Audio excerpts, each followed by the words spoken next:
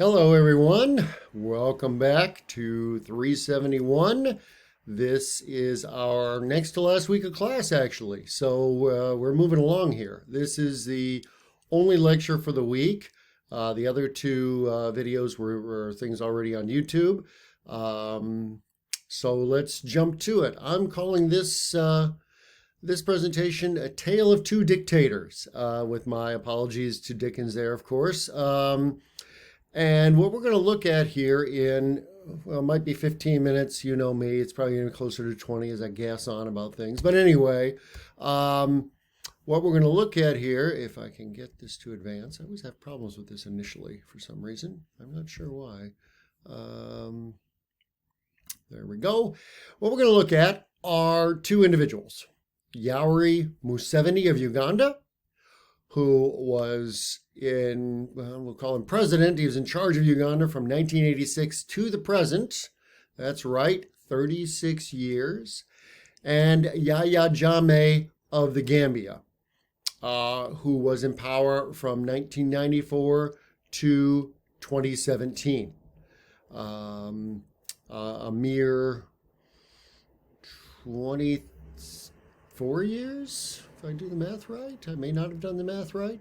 So 17 and 6, 23 years. Okay, yeah, that's nothing, right? Okay, so let's look at these in order here. So let's look at Museveni first. So he came to power in Uganda, which is in East Central Africa here, typically bordering what we consider to be East Africa and Central Africa. Obviously, those dividing lines are pretty loose. In the Great Lakes area, anyway. As you see Lake Victoria there and Lake Tanganyika on the map. And Uganda is something of a regional power. And this comes through, I think, what you see, and they watch that video on the war, Africa's World War in the DRC, as well as in Schmidt's article for the week, where she talks about issues in Sudan, Ethiopia, and Somalia, as well as DRC. Uganda was involved in all of those. Long-time conflicts with Sudan, when the African Union sent peacekeeping troops to Somalia, a large contingent of those were Ugandan troops. So it's been something of a regional power broker in the Museveni period. So what was the Museveni period? Well, Museveni comes to power in 1986, and he's the head of the National Resistance Army, which was a rebel movement. First emerged under Amin, and then Amin's successor, Milton Obote. So he's fought, as he says, in the bush, okay? His time in the bush, probably close to a decade in the bush. Gaining power, gaining followers, until finally strong enough in 86 to overthrow the government. And then the National Resistance Army, which kind of remakes itself as a political organization called the National Resistance Movement, the NRM, takes power in 86, and he serves as a military government until 96. And what you see happening here, and what Reed mentions and Schmidt mentions and so on, is the end of the Cold War. During the Cold War, we, the United States, were quite happy to have military dictators across Africa if they were on our side. And Museveni was. So there was no real pressure on him during that period. But by the end of the Cold War, there's a sort of a global movement toward democratization. And so what you'll see is Jammeh and Museveni here, Jammeh being our second example, both hold elections in 96, primarily due to outside pressure. The U.S. says, hey, you know what, enough of these military dictatorships, you got to have an election. Well, in both cases, what they do is they take off their uniform, put on a suit, and then run for office as president. Matter of fact, I think we have a picture of that. Here we go. There we go. So you got Museveni there as the Bush soldier there on one side, and then Museveni as the president on the other side, right? So these guys generally, as I said, take off the uniform, put on a suit, run for office, and they never lose. Literally, they never lose. Okay, so Museveni then wins his first election in '96, wins his second election in 2001, and this is supposed to be his final term in office, because the Constitution says 2 5-year terms. Okay, so that's it, right? Well, no, it's not.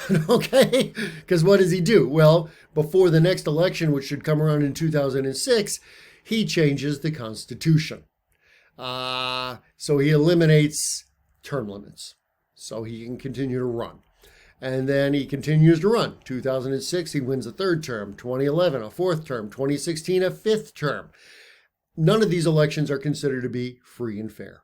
Okay, there are a lot of attacks on and restrictions on the opposition, including security forces breaking up election rallies, killing people, some targeted assassinations, and so on. So it's not a free and open democratic environment by any stretch of the imagination. So by 2016, as I said, he wins a fifth term in office. And that should have been his last term. Not only, well, they got rid of the term limits, but there also in the Constitution was an age restriction.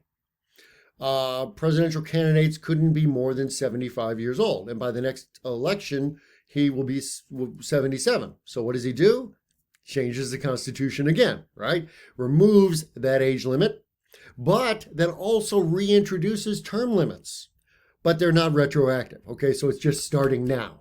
Right? So this is in 2018, reintroduces 2 term limits, but extends the terms also from 5 years to 7 years. So he wins election again in 2021, being his 6th term in office at age 77. So let's see here. He could do, if he survives, he could from that point on do another 14 years. Which would give him, well, it's 36, 46. It would give him 50 years in power. But let's see here. He was 77, so 87, he'd be 91. Could he pull it off? He might. We'll see. The other thing that we see is, by and by, is it's popularly believed that he's grooming his son to replace him. His son is a military officer. He's the head of the Presidential Guard and so on. But so he's creating, well, kind of like a number of these families do, a family tradition here. Kind of like, well, we got the Bushes in the U.S. You've got the Kenyatta family in Kenya. We had Idris Deby in Chad, who was, I believe he was overthrown, and then was he died? I can't remember. I have to look that up. But his son was put in power anyway after him, illegally. There's no election. Just the military said, he's in charge. Anyway, so there's the situation of Museveni of Uganda. It's sort of a classic military dictator who becomes president for life, right? And relies on the military and security establishment then to keep him in power. Another example then is going to be Jammeh of Gambia.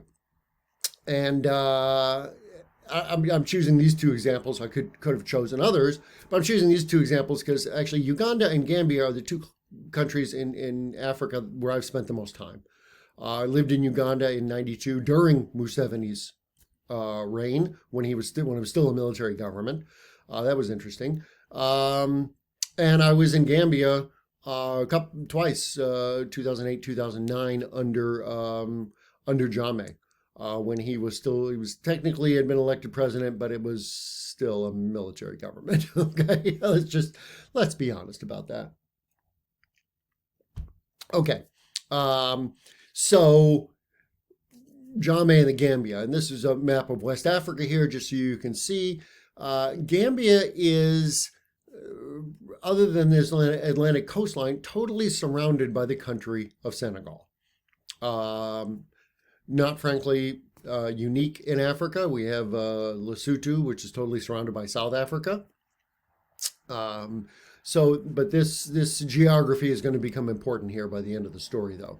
And Gambia is the smallest country on the continent, arguably the poorest country on the continent. I showed you in a lecture, previous lecture 2 weeks ago, some of the statistics from the UNDP. And then also the CIA World Fact Book. If you look up Gambia, you look up resources and so on, what are you going to see? Nothing. Fish and sand. Literally, it lists sand as one of the resources. Okay, that's what they have. It is a very small, poor country. A lot of what's transpired there really seems to correspond well with Bates's analysis from his book, frankly. Anyway, so you had Gambia getting its independence in 1965. And you had a president who came to power in 65, who won re-election, well, a number of times, basically in office for about 20 years, I guess, until Jammeh then holds a coup. On 22nd of July, 1994, he leads a coup which takes over the government. The U.S. was not involved in the coup. We were not in favor of it, but we actually unwittingly facilitated it. As it turned out, Jammeh at the time was a lieutenant in the Gambian army, and the Gambian army was holding joint exercises with the U.S. military. So the Gambian army used, or this faction of them who led the coup, used access to the U.S. military equipment that they were given for these joint exercises to overthrow the government. So, oops, our bad. Anyway, so he overthrows the government in 94. But once again, this is after the Cold War. So we're, the global environment's souring on military dictators. So what does he do? He's pressured in 96, once again, same year as Museveni in Uganda. He's pressured to hold elections. And what does he do? Takes off the uniform. Well, actually, first he promotes himself. He was a lieutenant, and he promotes himself to initially, I think, to colonel, and then I think general. Yeah. So then he takes off the uniform, probably getting a military pension also, and puts on a suit and runs for election, which he wins. Shocking, I know. So he holds an election in 96, another election in 2001, another election in 2006, another election in 2011. I'm sure you saw this coming. There were term limits, then there's no term limits. And none of these elections are free and fair. Repression against the opposition, journalists being killed, newspapers, radio being closed down, just a repressive environment. Kind of like the sort of, same sort of dictator playbook that these guys all pursue here. Anyway, so he wins election then in 2011, and the next election coming up is in 2016. Here's Jammeh, by the way. As I said, it's a civilian government, but it's really not, okay? And he has no problem in crossing the line between rule and politics, kind of like Trump did in holding an election rally on the White House grounds, something that never happened before. Well, that's kind of what we have here. This is a sign I took a picture of, or an election sign, obviously. But this is on the National Mall. This is on government land. Okay? This is like if you were in D.C. and put an election billboard up on the National Mall in front of the Smithsonian or something. That's what this is. Similarly, this one right here. Okay, Peace and Prosperity, the APRC, that's his party. His Excellency Al-Haji Dr. Yahya Ajj Jammeh. The doctor was honorary, that's a joke. Anyway, but as you can see from the sign in the background, this is on the grounds, this is on government land. This is on the grounds of the National Botanic Gardens. There actually was an identical sign in front of a military base in the capital, Banjul, that I was going to take a picture of, but I couldn't because you don't take pictures of military bases in Africa, okay? The security services will grab you. So I took this one instead, but it's the same thing. The sign, same sign on a military base is sending a somewhat unsubtle message that the military is behind this guy, okay? Yeah. So what happens? So then we have an election in 2016, and he loses. He loses the election. Shocking to everybody. And so what does he do then? Concede the election. And I got a couple of short video clips of this. I want to show you here. I know I'm going to go over a little over 20 minutes here, but I'm showing video, so that's okay, right? Okay, let me get this set up. This is on YouTube. The links are in there too. We don't have sound. Hold on here. Oh, we got sound there. The month of July 1994. Today, Friday, the 2nd of December. Oh, this is the first time I tried to do this in this. You Gambians have decided it's not working. Well, you know what? I'm going to post the links. I'm sorry, I lost you there for a minute. I tried to show the video and then this recording stopped. I was going to show you 3 short video clips. They don't seem to be working here. So what I'm going to do instead is I will post those on D2L so you can watch them yourself. But it's really fascinating because what happens with Jammeh is he loses the election in 2016. And so what does he do? Well, he concedes, and you can watch the video yourself, and he's conciliatory. I'm going to work with my opponent, da-da-da-da, right? Okay, and it all looks like a peaceful transfer of power, okay? But then a few days later, he takes it back. He says, and you got to watch the video. They're only like a minute and a half long, but you just look at his expression. It's just, it's priceless, and it tells a lot. But he says, I conceded, but then he comes back and says, oh, I found out there's irregularities, this isn't right. So I want to make sure each and every vote is counted. Who does this sound like? Anyway, so he throws out the election results. It says, we're going to have a new election, And normally, once again, across Africa, when a military dictator, even in a presidential suit, says something like that, that's what happens. But you know what? That's not what happened here. So what happens is the rest of West Africa says, no, you're not.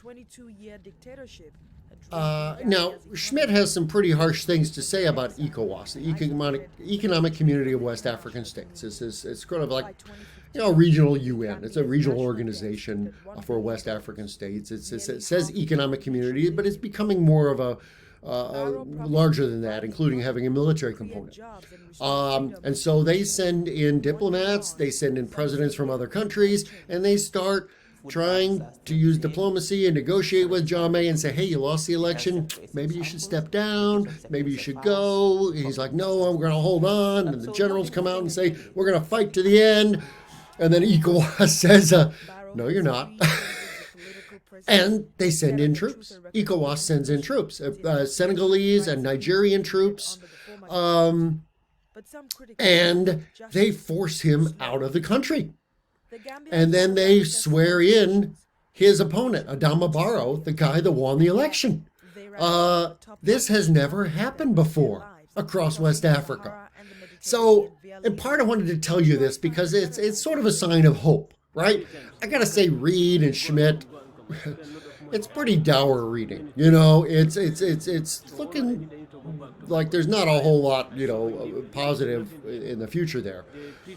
But this is. Now, let's temper with a little bit of reality. And this is where we go back to the map here to show you. Gambia is the small, poor country, and as you got to imagine, not a very large or well-equipped army. It's surrounded by Senegal. So Senegal can very easily send in troops. The Nigerian Navy came over and goes right up the Gambian River, right? Okay? because you can send ships right up the river there. So, logistically, this is an easy thing to do, and the opposition is not going to be strong. Okay, so was it a principled stand by ECOWAS? Absolutely. The guy lost the election; he wasn't giving it up. Get him out of there. But also, it was a fairly easy call. There were no shots fired here. There really was no bloodshed. They just did this show of force, and he and his generals and so on all stepped down and pretty much fled the country. So would this happen if it were a coup in Nigeria, the largest country in West Africa? Probably not. In the same way that, we're not seeing a whole lot of people standing up to Russia militarily, right? Who's sending in troops to help Ukraine right now? Well, no one, because Russia has nuclear weapons. Gambia doesn't. Gambia didn't have much of anything. Okay, so it's a principled stand, but it's one that, in the sense of realpolitik, was also easy to do. Is this a portend for the future? Well, hopefully it is. But we've seen a number of coups since 2016 across West Africa with no real sense of anybody stepping up to throw those guys out. So, the historian in me says maybe. We're not very good at prognostication, frankly, because we all look backwards. But, it's one of these that remains to be seen. Anyway, but I wanted to tell you that story. We'll see if that's the exception that proves the rule or a trend of something to come. Okay? Thank you very much.